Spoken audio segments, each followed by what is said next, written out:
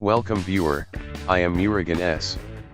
This video tutorial describes, fix internet constantly turning on and off, network cable plugged and unplugged. Right-click Network. Click Network and Internet Settings.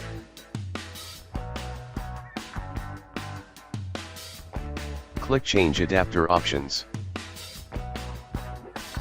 Right-click your Ethernet card.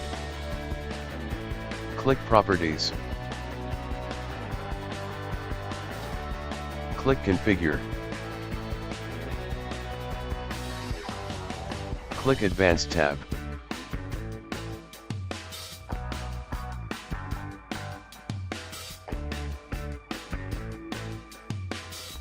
Click Speed and Duplex.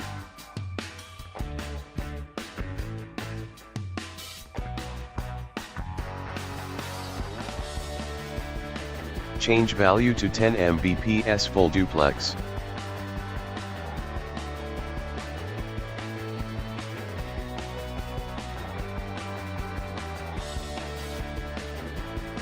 Click OK.